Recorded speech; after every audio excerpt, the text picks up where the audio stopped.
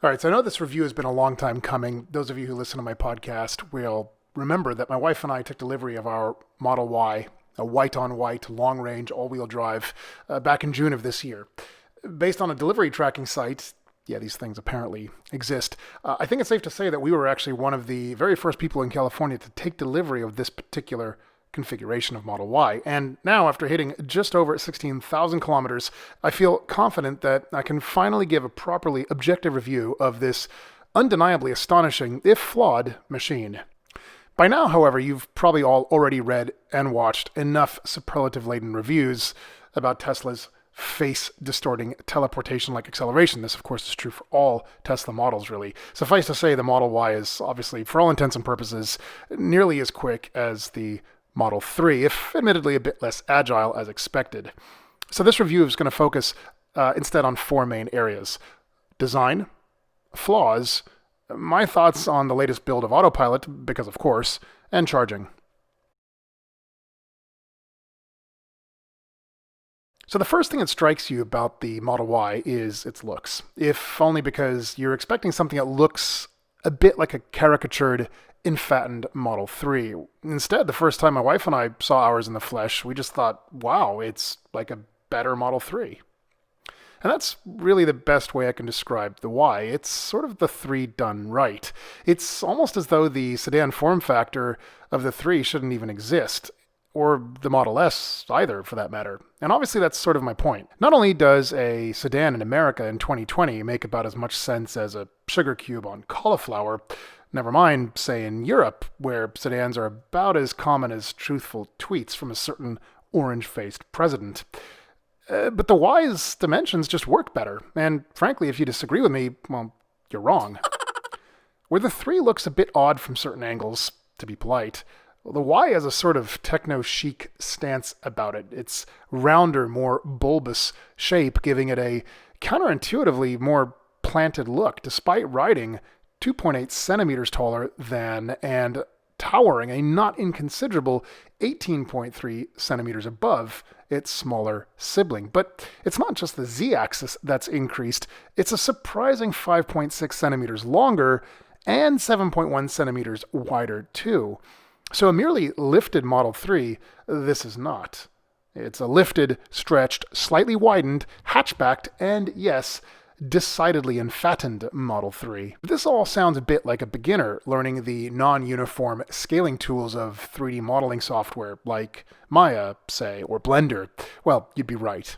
While many expected the Y to certainly ride taller than the Model 3, I'm not aware of anybody who expected it to grow in all 3 dimensions. So this is a pretty pleasant surprise, actually. And as far as that hatchback is concerned, it is glorious. It is absolutely cavernous, to say nothing about the so-called sub-trunk that holds maybe 4 full bags of groceries under the trunk floor.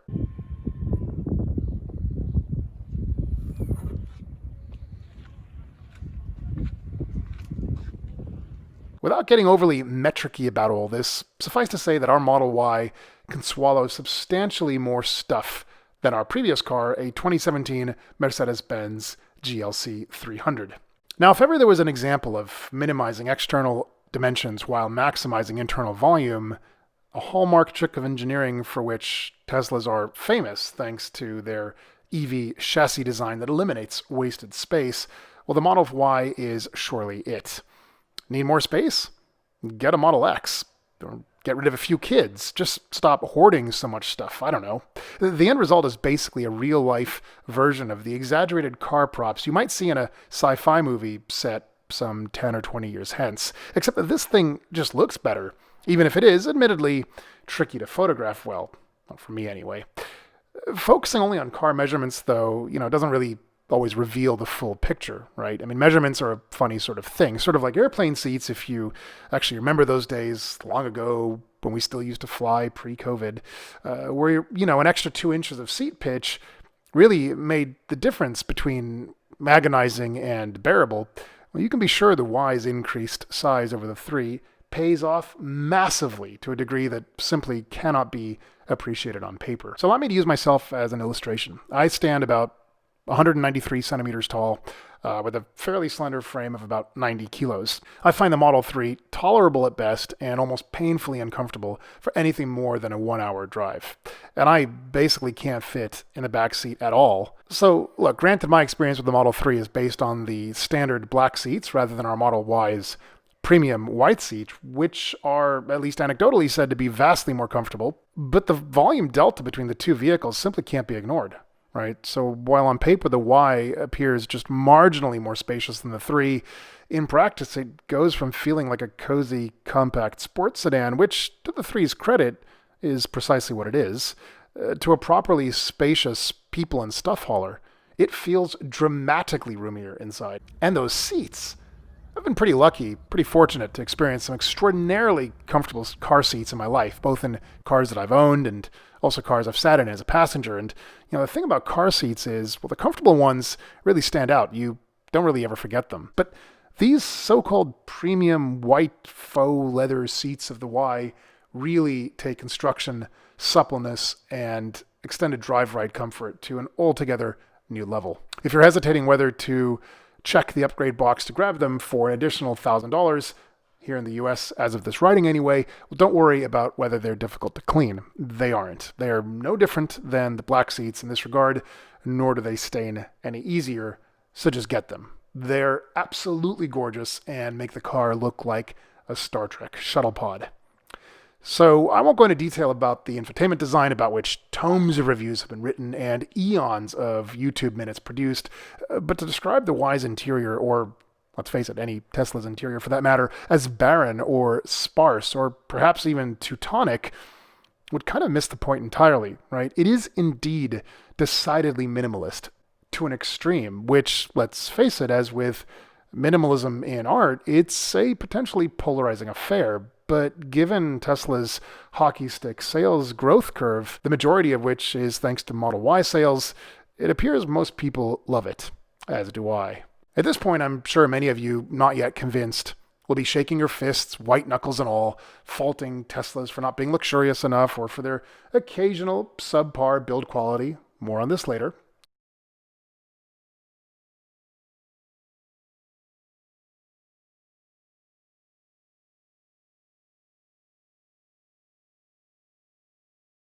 Impressive.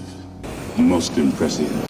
But here's the thing, though. While other cars surely do provide more opulent, tangible luxury, don't think for a moment, for instance, that I haven't been lusting after the latest 2021 Mercedes-Benz S-Klasse from Sindelfingen, or for something less dissimilar to our Y's price point of just over $60,000, an E-Klasse wagon, arguably the greatest vehicle in the world, full stop. I mean, it's sort of like complaining that Times New Roman has more elegance than Helvetica. It's an argument that misses the point entirely. The real point is that luxury has a finite lifespan. Classic is, by definition, eternal. So if ever there were a sans serif automobile, this is surely it. Want proof? Well, just consider that the Model S is essentially unchanged from its introduction 8 years ago. I mean, in car years, that's an eternity to go without a major redesign or an upgrade. I mean, the only cars I can think of to go that long in between model years might be the Mercedes-Benz SL class and the Corvette, and I don't know, honestly, that's about it, really. I mean, forget iPhone analogies. Tesla's vehicles are basically the Helvetica font of the automotive world. Clean, simple, functional, and utterly timeless.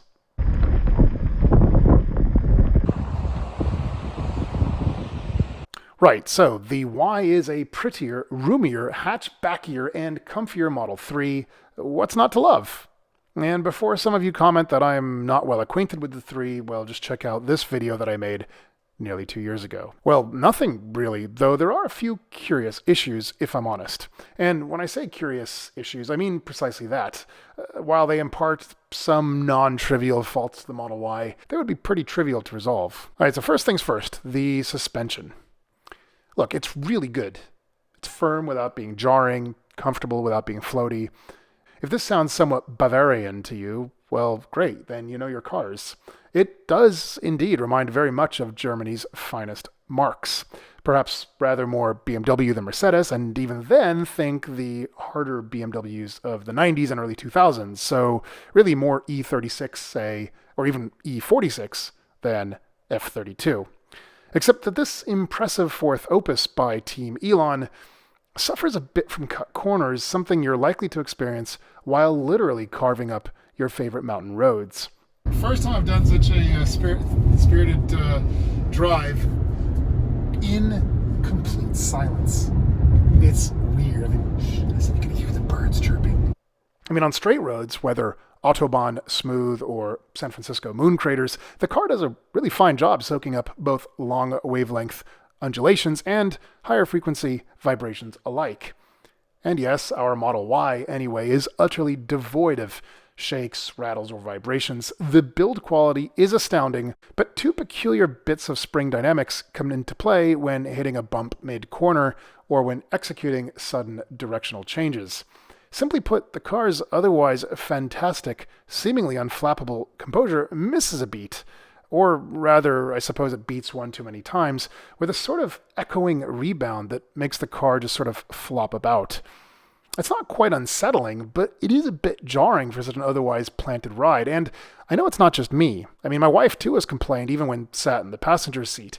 Even entering the admittedly too large driveway ramp to our garage at anything other than perfectly perpendicular to the ramp induces a severely unpleasant wobble, the likes of which I haven't really felt since my painfully sprung 2001 BMW X5 4.4 with the Sport Package, which if you've ever been in or driven that car, you know exactly what I'm talking about here.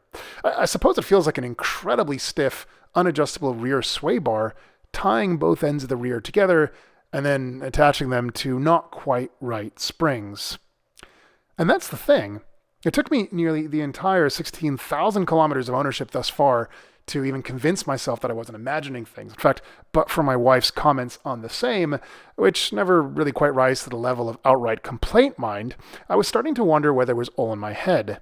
And then I read somewhere, and of course, frustratingly now I can't find it to link you to it, that the Model Y and the Model 3 inexplicably apparently share the same totally unaltered springs, and that's when it hit me. Besides the Y's dimensional surplus over the 3, most crucially, raising its center of mass a bit, it also carries a further 156 kilos of heft. I suspect it is this suboptimal pairing of the 3's springs to the Y's heavier and larger frame, and the taller ride height that is responsible for the Y's marginally subpar suspension dynamics. But look, if this is the only consequence of any necessary cost cutting on Tesla's part, honestly, I'll take it. All right, so second, and there really isn't much to say about this, there's the turning radius. So how shall I put this simply? It is woefully, abysmally poor, turning what should be simple U-turns into 17-point contortions. It is laughably bad. I've seen full-length coach buses with rear steering turn tighter circles than the Model Y, which should be trivial, becomes a desperate act of planning in all but the largest parking lots. Look, I know that all-wheel drive systems, by their mechanical nature, all things being equal, will impart a penalty on turning radii. I get this. I've also owned other all-wheel drive vehicles. The point is, I don't remember thinking the X5 had a poor turning radius, and the GLC could practically turn inside its own length. But the truth is, the 33 centimeters and 52 centimeters delta between the Y and Munich's finest really makes all the difference between pulling off that U-turn or not, and it's something you quickly learn to plan around. All right, so the third, and this is indeed truly trivial since it's so easy to remedy, but worth mentioning if you're planning on taking your shiny new Model Y to play in the snow like we did. While the stock Continental Pro Contact RX 255/45 R19 rubber is good enough in the dry, well, the same cannot be said for the snow, though weirdly enough, admittedly, I haven't yet had the chance to test in plain old rain because of California.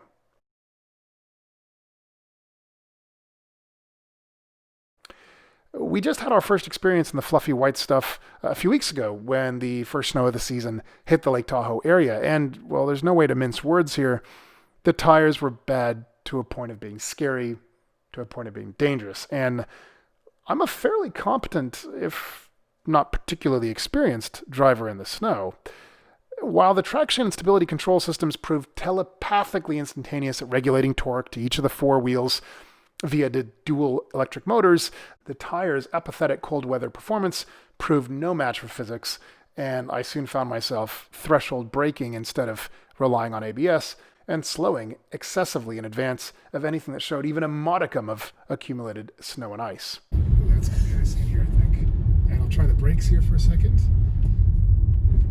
And we're not stopping at all. 12, 10, 9, 8, 5. There we go. And accelerate. And acceleration is... Alright, that's pretty remarkable. So, yeah, look, I mean, when you've got snow, which is mostly ice like we had back there, obviously, yeah, full emergency stop braking doesn't do very much. I would imagine threshold braking is, as with most cars, going to be, actually with all cars really, probably going to be better. Let me try threshold braking here. Oh, let's see, threshold brake, that's right at the threshold. That's pretty good braking right there. And now we're going to accelerate and punching it in chill mode. I mean, that's remarkable. Regenerative braking proved particularly tricky. I had forgotten to reduce the regen setting from standard to low. Well, big mistake. Having lifted in anticipation of a particularly menacing patch of icy snow, and I somehow remembered to compensate by counterintuitively applying some power, the Tesla equivalent, to reducing braking force caused by the regen braking system, right? So admittedly, once I changed the regen to low, well, this was less of an issue, but I've never driven a vehicle less confidence-inspiring in the snow and ice than our Model Y, but again, this is due to these particular tires. I thought to pull up the reviews for these tires on Tire Rack and, well, see for yourself. So winter and snow performance scored an overall rating of just 4.8, which is considered fair, broken down to 5.4 for light snow traction, 4.5 for deep snow traction, and 4.3 for ice traction. Now, for comparison, the tires I intend to replace these with, the Bridgestone Turanza Quiet Track, well, these scored a whopping 9.3, 8.4, and 7.9 respectively, for a combined winter snow performance rating of 8.5. That's a huge difference no matter how you look at it, so it wasn't just our imagination. Look, I get that this was likely just another way to cut costs on Tesla's part, and crucially to keep the price of entry into a Model Y as low as possible. Now, the OEM tires are indeed about $34 less per tire for a combined savings of $136. But when you're talking about a car that starts at $48,490, well, as of this recording anyway, the prices are always fluctuating because Elon. And, you know, these prices can balloon up to $71,490 and even $74,490 once you throw in the 3-row 7-seat option later on in the year or perhaps next year. You know, unless I'm missing something, it seems foolish not to have kitted out the car with better shoes. So if you were expecting this review to be a deep dive into all things Autopilot, well, you're not alone. So was I, actually. But since my aforementioned Model 3 video already covered Autopilot, which, apart from some markedly increased competence, is since then essentially unchanged, I decided to wait until I received the so-called Full Self-Driving Beta, or FSD Beta, as it's affectionately and infamously called, and I'll do a full review then, okay? So that said, yes, Autopilot hasn't just improved since my Model 3 review nearly 2 years ago, it's also better than when we first took delivery in June of this year. It's subtle, but it makes all the difference in the world between trusting it, however misplaced that trust may be, more on this in a moment, and not using it at all. There are, however, 4 really pesky scenarios where Autopilot still essentially fails. Merge lanes, new lanes, left turn lanes, and phantom braking. So merge lanes, especially with traffic in both lanes, seem to present the greatest challenge to Autopilot, at least as of the current version, which right now is 2020.44.25. And when I say greatest challenge, I mean Autopilot just doesn't work, reducing first to a sort of twitchy bout of uncertainty, and eventually a convulsing, drunken mess of haphazard steering flicks, brake jabs, and acceleration spikes. Suffice to say, I disengage Autopilot at every upcoming merge.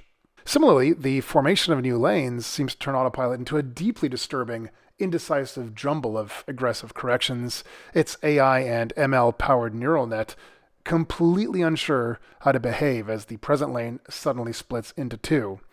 Again, in these situations, I just almost always preemptively disengage Autopilot. So left turn lanes are another less common but no less unsettling use case where autopilot just seems to make something more complex than it should be. Imagine you're driving along a one-lane road which has a dedicated protected left turn lane at the intersection coming up ahead.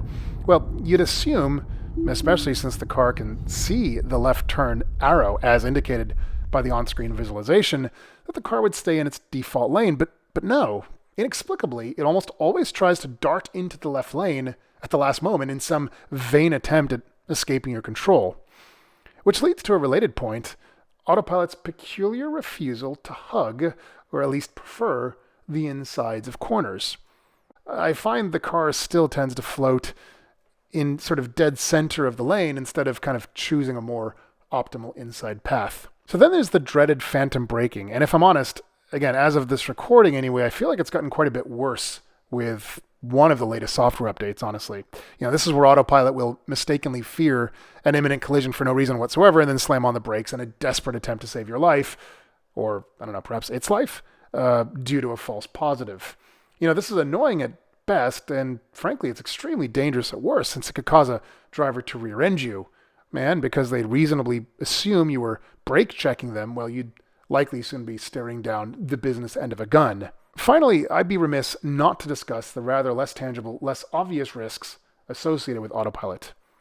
You see, here's the problem. Notwithstanding the several gripes above, some of which are decidedly dangerous issues, for the vast majority of the time, Autopilot actually works spectacularly, magically well. It works so well, in fact, that my wife and I find ourselves driving far more often, much further, and in worse traffic than we would ever have driven otherwise. And incidentally, this personal anecdote of ours actually corroborates other evidence that Tesla owners in the UK also drive further and more often than drivers of any other car. If I were to venture a guess, I'd say that I've relied on Autopilot for probably 90 to 95% of the 16,000 kilometers that we've driven so far.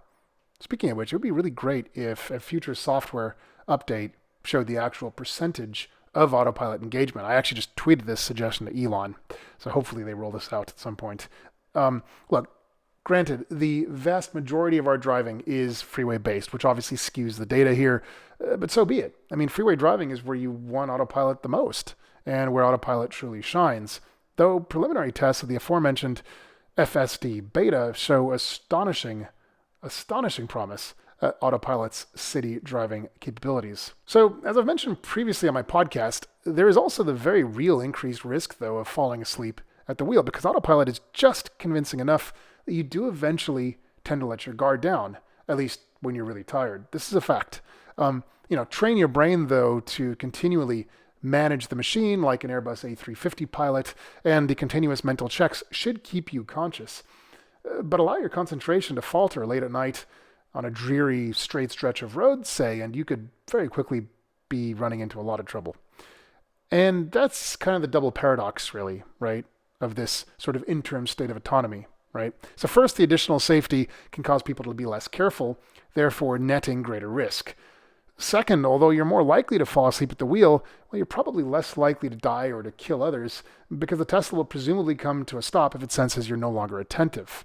Bearing all that in mind, though, I've argued several times that the gap between level 2 autonomy and level 4 autonomy, the dreaded level 3 gap, or L3G as I call it, is the autonomous vehicle equivalent to Gartner Hype Cycle's so-called trough of disillusionment, or the uncanny valley in computer graphics and movie special effects, where a cartoon that starts to appear too lifelike, too human-like, without being quite right, shatters the suspension of disbelief. We can either accept something which is obviously inhuman, like a cartoon or a robot or a machine, or or something definitively human. Something between the two that looks very human without being quite right, that just doesn't work. Our brain doesn't accept it. Well, in the case of movie special effects, the greatest risk here is, being subjected to the horrors of Tom Hanks' animated train conductor in Robert Zemeckis' The Polar Express. In a not quite autonomous vehicle, the greatest risk is death. The point is, Tesla is getting precariously close to Tom Hanks' soulless digital marionette from the beloved children's story turned CGI disaster, and unless it can safely jump that chasm and reach something more, say, Commander Data and less Frankenstein's monster, well, things could start to get very messy very quickly. All right, so you'll notice I haven't discussed anything about the charging experience, whether using our home charger or the now impressively mostly ubiquitous supercharger stations that Tesla has installed all across large swaths of the world. And that's because it works so well, it's so effortless, so normal, so totally inconsequential, and frankly just so cool to use that it becomes almost fun to stop and charge up, that it doesn't really merit any discussion. Yes, it's true that at typical California freeway speeds, to say nothing about the Autobahn in Germany, you do need to budget in additional charging time every 320 kilometers or so. Granted, our long-range all-wheel drive is rated at 508 kilometers, though it annoyingly shows just 495 kilometers when fully charged in our case. But at freeway speeds, you should realistically expect between 320 kilometers and 402 kilometers of driving before you'll want to pull in for a charge up, with about 10% remaining. Look, if this seems a bit disappointing, a few things to consider, right? So first, I can tell you that my BMW used to manage just 402 kilometers or so around town also, and perhaps 560 on the freeway, admittedly. My wife's Beetle also ekes out just around 480 kilometers on the freeway, so really the Model Y isn't that far behind. And considering that 320 kilometers of driving is nearly 3 hours without a bathroom break, honestly, it's a perfect driving range when you think about it like that. Second, most people rarely need to travel the maximum range of their car. I mean, Tesla or otherwise, right? So the few times that you do, well, as my wife and I say, if this is the worst part about owning a Tesla, we'll take it. I mean, the truth is, if you can find a 250 kilowatt charger, you'll likely rarely need more than the 20 to 30 minutes of charging time it takes. And from the time it takes to walk to the store, grab some water, use the bathroom, and then walk back to the car, in my experience, most superchargers do tend to be placed about a 5-minute walk to the nearest conveniences. Well, you've probably already recharged more than enough. The thing is, range anxiety simply isn't a thing anymore. It just isn't. Look, if you're still stressing out over it, then I don't know, probably figure out how to handle your anxiety issues and practice better daily stress management or something. Seriously, because a charging pit stop just shouldn't derail your entire day. All right, so what have we got then? The Model Y looks good. It's Tesla fast. It's practical. It's comfortable. Preliminary reports suggest that it costs less to own over 5 years than a Toyota Camry. Autopilot continues to improve, and its range is more than adequate. Sure, nothing will ever beat a Mercedes-Benz S-Class for luxury. The suspension is marginally mismatched. The OEM tires are awful in the white stuff. The turning radius is laughably bad, and Autopilot still has a long way to go before achieving even proper Level 3, let alone Level 5 capabilities. But as a whole package, the thing is otherwise just so damned perfect. It just doesn't matter, and it makes any other car seem utterly pointless as a daily driver. And that's my point. This is actually the biggest problem with the Model Y, at least for a car guy like me. It's such a basically perfect daily driver, in as much as an iPhone is basically the perfect mobile device, that it's totally ruined other cars for me. Cars that I would have otherwise bought as a substitute in a heartbeat, like the sublime Volvo XC90, which, again, we actually did own, briefly anyway, in 2015, for about 2 weeks until a software glitch thoroughly bricked it and it was repatriated by Sweden. Or the impossibly relaxing, if decidedly unexciting, Audi A4 wagon that we recently drove on our last trip to France. These are cars that I will never get to enjoy on a daily basis now that we have a Tesla in our garage. And that's a shame, right? Because while Tesla has indisputably produced the perfect Goldilocks car for most people with the Model Y, there are plenty of other wonderful cars out there. Unfortunately, they're just not wonderful enough anymore, even if, subjectively at least, I do still lust after them. Have a wonderful holiday break. Until next time, that'll be in 2021. Thank goodness we're putting 2020 behind us at last. Take care. Be safe. Thanks very much for listening. Bye-bye.